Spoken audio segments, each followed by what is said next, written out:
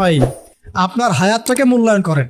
আজকে তওবা করে ফিরে আসেন, 5 ওয়াক্ত নামাজি হয়ে যান, সময় অপচয় বন্ধ করেন, যৌবনকালটাকে কাজে লাগান, সিরিয়াস হন, জীবনটার ব্যাপারে সিরিয়াস হন। জীবনটা কিন্তু হেলায় খেলার বিষয় না। একবার চলে গেলে, একবার মউত হয়ে গেলে কান্নাকাটি কোটি কোটি বছর করলে আল্লাহ পাক আর দ্বিতীয়বার পৃথিবীতে ফিরাই দিবে না, দিবে? তো কি কারণে আমরা আমাদের সময়টাকে হেলায় নষ্ট করছি? সুযোগ আছে কোনো? কোনো সুযোগ নাই। যেই কাজের পরকালীন কোনো ফায়দা নাই সেই কাজে আমি নাই। সোজা কথা, কথা বোঝেন? যেই কাজে পরকালের কোনো ফায়দা নাই সেখানে আমি নাই, এরকম আকীদা লাগবে। ইলম অর্জন করবেন কেন? পরকালের ফায়দা আছে তাই। নামাজ কেন পড়বেন? পরকালে ফায়দা আছে তাই।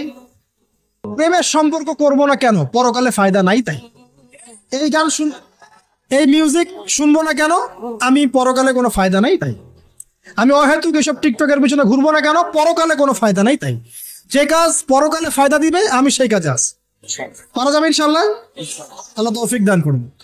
যুবক ভাইদেরকে আমি অনুরোধ করবো যে আপনাদের যৌবনটা আগামী মুসলিম উম্মার ভবিষ্যৎ। এই যে বলে না যে জাতির কাণ্ডারি হবে অমুক তমুক, কেউ জাতির কাণ্ডারি হতে পারবে না। জাতির কাণ্ডারি যদি হতে চায় তাহলে মুসলিম যুবকরাই হতে পারবে ইনশাআল্লাহ। যারা সারাদিন মাদকদ্রব্য সেবন করে এরা জাতিকে কিচ্ছু দিতে পারবে না।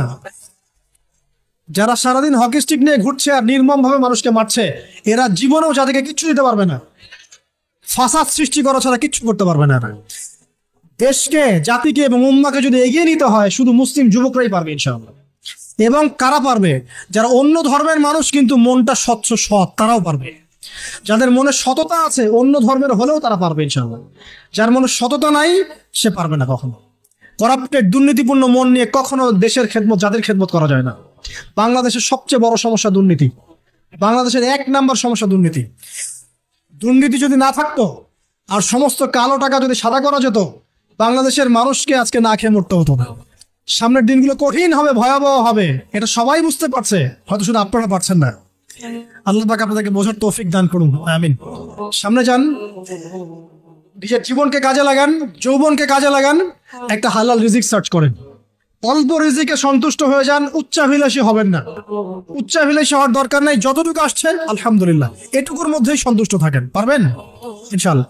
সামনে যাবেন, আদর্শ পরিবার গড়বেন, পরিবারের মধ্যে ইসলাম থাকবে। পরিবারের পিতা হবে ইব্রাহিম, পরিবার সন্তান হবে ইসমাইল, পরিবারের স্ত্রী হবে হাজারা অথবা সারা আলাইহিস সালাম। দিনদার ছেলে নাই, বিয়ে নাই। দিনদার মেয়ে নাই, বিয়ে নাই।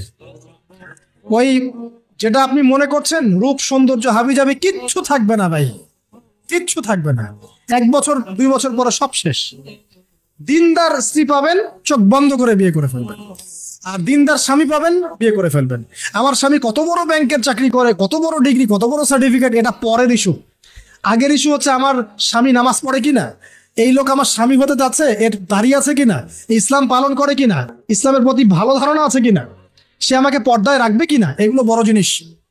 পরিবার গড়বো ইসলামিক ভিত্তিতে, ইসলাম নাই পরিবার নাই। এমনকি পরিবার গড়ার পরেও যদি দেখেন যে পরিবারের সদস্যদেরকে বোঝাতে বোঝাতে আপনি ক্লান্ত হয়ে যাচ্ছেন, পরিবারের সদস্যদেরকে দিন বোঝাতে আপনি ক্লান্ত, কিছুতেই দিন বুঝতে চায় না, আপনি আসহাবুল কাহাফ হয়ে যান, তাও ভালো। বুঝেন নাই?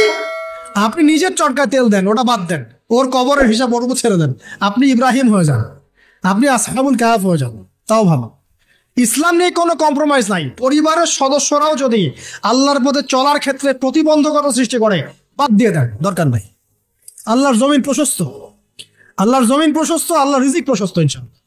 আল্লাহ পাক উত্তম আরো কিছু দিবেন আপনাকে ইনশাআল্লাহ তাআলা। খেয়াল রাখবেন, পরিবারের মধ্যে ইসলাম থাকতে হবে। এখানে কিন্তু আপনাকে কেউ বাধা দিবে না, এর কর্তা আপনি নিজেই। আল্লাহ পাক তৌফিক এনায়েত করুন, আমিন। পাশাপাশি সৎ কাজের আদেশ করেন, অসৎ কাজে নিষেধ করেন। মুসলিম উম্মার মধ্যে ঐক্যের চেষ্টা করেন, বিভক্তি সৃষ্টি করবেন না। সবার মধ্যে ভালো জিনিস আছে, নিয়ে নেন, খারাপগুলো ছেড়ে দেন। এমন কোন সংগঠন বা দল বা জামা নাই যার 100%ই পরিশুদ্ধ, এমন কোনো নাই, কোথাও নাই। সবার মধ্যেই কিছু না কিছু ভুল থাকবেই, কিছু না কিছু ফল্ট থাকবেই। ওই ফল্টগুলোকে নিয়ে যদি আপনি পড়ে থাকেন আর কাদা ছড়াছড়ি করতে থাকেন, কাজ হবে না। এখন এই যুগটা সেই যুগ না।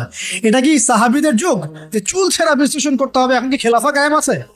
সাহাবীদের যুগে খেলাফা কায়েম আছে, ইসলামিক অর্থনীতি কায়েম আছে, ইসলামিক রুলিংস চলছে, তখন সূক্ষ্ম সূক্ষ্ম বিষয় নিয়ে সাহাবীরা একে অপরের সাথে কনফ্লিক্টে যাচ্ছে, মত পার্থক্য হচ্ছে। আর এখন তো কিছুই নাই, এখন আপনি ওই ছোটখাটো বিষয় নিয়ে পড়ে আছেন, বড় বিষয়ের তো খোঁজ নাই এখন। আল্লাহ পাক আমাদেরকে বোঝার তৌফিক এনায়েত করুন, আমিন। সামনে এগিয়ে যাবেন এবং দিনের জন্য কিছু করার চেষ্টা করুন। আপনার জান, আপনার মাল, আপনার সময় শ্রম দিয়ে ইসলামের জন্য কিছু করে যাওয়ার চেষ্টা করেন।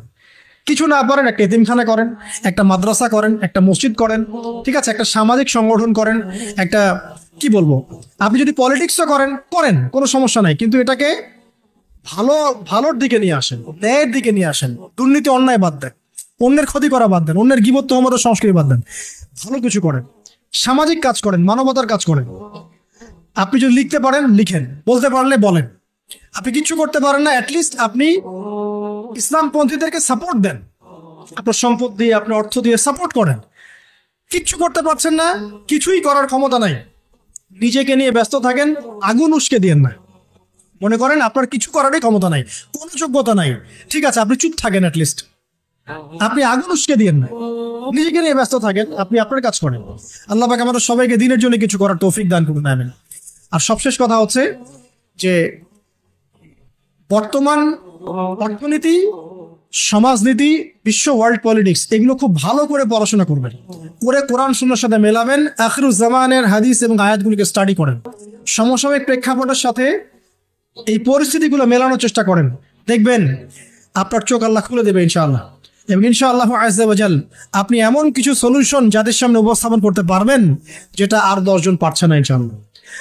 সর্বপ্রথম কথা, ব্যক্তিকে পরিশুদ্ধ করি, আত্মশুদ্ধি অর্জন করি, আল্লাহর হুকুম আহকামগুলো পালন করি, পরিবার গঠন করে হালাল রিজিক সার্চ করি, এরপরে আমি দিনের জন্য কিছু করার চেষ্টা করি। যদি আল্লাহ পাক আমাকে আরো বেশি যোগ্যতা দেন, তখন আরো বড় পরিসরে দিনের খেদমত করার তৌফিক আল্লাহর পক্ষ থেকে চেয়ে নেই, আল্লাহ পাক কবুল করবেন ইনশাআল্লাহ আযজা ওয়া জাল। আজকের মতো আমরা আর লম্বা করছি না, এখানে শেষ করছি। আমরা কিছু প্রশ্ন উত্তর দিব ইনশাআল্লাহ, তবে দোয়া করছি আমরা, আপনারা সবাই দোয়ায় শরীক হন যে আল্লাহ রাব্বুল আলামিন আমাদের সবাইকে যেন কোরআন এবং সুন্নাহর ইলম অর্জন করার তৌফিক এনায়েত করেন, আমিন। এবং আমাদেরকে সংকীর্ণ মানসিকতা থেকে বেরিয়ে আসার তৌফিক দান করেন। আল্লাহ পাক আমাদেরকে ওই আইয়ামে জাহিলিয়াতের সেই বড় বড় পাপগুলো থেকে বাঁচিয়ে রাখুন, আমিন। এবং এই পাপগুলোর যে মহামারী এখন চলছে, এখান থেকে আল্লাহ পাক আমাদের পরিবার বর্গকে হেফাজত করুন। আল্লাহ আমাদের মা বোনদেরকে খাস পর্দায় থাকার তৌফিক দান করুন। আল্লাহ পাক আমাদের যুবক ভাইদেরকে যাবতীয় পাপাচার ছেড়ে দেওয়ার তৌফিক দান করুন। আল্লাহ পাক আমাদের যুবক ভাইদেরকে 5 ওয়াক্ত নামাজি বানিয়ে দিন। আল্লাহ পাক আমাদের যুবক ভাইদেরকে এই মাদক, পর্ন এইসব ছেড়ে দেওয়ার তৌফিক দান করুন। আল্লাহ পাক যুবক ভাইদেরকে রিজিকের ব্যবস্থা করে দিন। আদর্শ পরিবার গঠন করার জন্য আল্লাহ আপনি সাহায্য করুন। আল্লাহ পাক আমাদের বাচ্চা যারা আছে, কচি কাঁচা বাচ্চা, এদেরকে ইসলামিক আদর্শে বড় করার তৌফিক দান করুন। আল্লাহ পাক আমাদের ঊর্ধ্বতন কর্তৃপক্ষ যারা থাকবে, প্রশাসনে, রাষ্ট্রে, যে যেখানেই থাক, আমরা দোয়া করি আল্লাহ পাক সবাইকে ঈমান দান করুন, আমিন। এবং আল্লাহ পাক তাদের গুনাহগুলোকে মাফ করে দিন। আল্লাহ পাক তাদের হাতকে শক্তিশালী করুন এবং তাদেরকে মুসলিম উম্মার জন্য কাজ করার তৌফিক দান করুন, এবং ইসলামের শত্রুদের বিরুদ্ধে তাদেরকে শক্ত অবস্থান নেওয়ার তৌফিক দান করুন, আমিন।